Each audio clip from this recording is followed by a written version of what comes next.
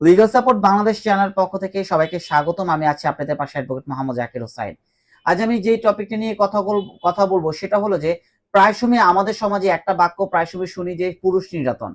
পুরুষরা নির্যাতিত হয় এবং তাদের স্ত্রীরা তাদের বিরুদ্ধে মিথ্যে যৌতুক মামলা করে। অডিয়েন্স থেকে প্রায় সময় বলে যে আমার স্ত্রী আমার বিরুদ্ধে মিথ্যে যৌতুক মামলা করেছে, বাঁচার উপায় কি বা কিভাবে আমি বাঁচতে পারবো। এই বিষয়ে অনেক ধরনের সমাধান চান। আজকে এই ভিডিওর মাধ্যমে আমি ক্লিয়ার করে দিব আপনাদেরকে যে বেসিক্যালি কোনো স্ত্রী যদি মিথ্যে ভাবে কোনো স্বামীর বিরুদ্ধে মিথ্যে যৌতুক মামলা দেয়, সেখান থেকে আপনারা কিভাবে বেঁচে আসবেন। প্রথমত আপনি মাথায় রাখবেন যে মিথ্যে কোনো যৌতুক মামলা যদি দেয়, বর্তমানে বাংলাদেশি যে প্রেক্ষিত, প্রায় সময় যৌতুক মামলার ক্ষেত্রে হয় সমন দিচ্ছে, না হয় ওয়ারেন্ট দিচ্ছে। খুব কমই মামলায় কিন্তু তদন্ত দিচ্ছে, বিকজ তদন্ত দেওয়ার পর কিন্তু সত্যতা বের হয়ে আসে আসলে যৌতুক চেয়েছি কি যৌতুক চাইনি। কিন্তু যখন সমন দিয়ে দেয় তখন কিন্তু আর কোনো কিছুর প্রয়োজন পড়ে না, তদন্তের প্রয়োজন পড়ে না, সো মামলা স্টার্ট হয়ে যায়।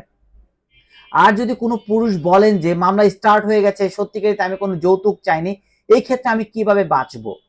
মূলত যদি কারো বিরুদ্ধে কেউ মিথ্যে যৌতুক মামলা দেয়, কোনো স্ত্রী স্বামীর বিরুদ্ধে মিথ্যে যৌতুক মামলা দেয়, সেই ক্ষেত্রে প্রথমত আপনাকে জামিন নিতে হবে। এখন প্রশ্ন হল যে জামিন নিতে গিয়ে কোনো সমস্যার সম্মুখীন হতে হবে কিনা। প্রথমত যদি আপনি জামিন নিতে যান, সমস্যার সম্মুখীন হতে পারে এই কারণে যে যৌতুক মামলাগুলো আপোষযোগ্য কিন্তু জামিন অযোগ্য মামলা।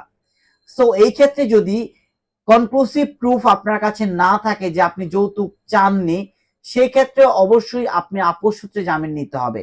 এখন আপোষটা কিভাবে করবেন, আপনি যখন বিজ্ঞ আদালতে জামিন শুনানি করবেন অথবা জামিন চাইতে যাবেন, তখন কিন্তু আপনি বিজ্ঞ আদালতে শো করতে হবে আপনি আপোষ করবেন মর্মেই আপনি জামিন চাচ্ছেন। এখন বলতে চান আপোষটা কিভাবে করতে হয়। আপোষটা দুই ভাবে করা যায়।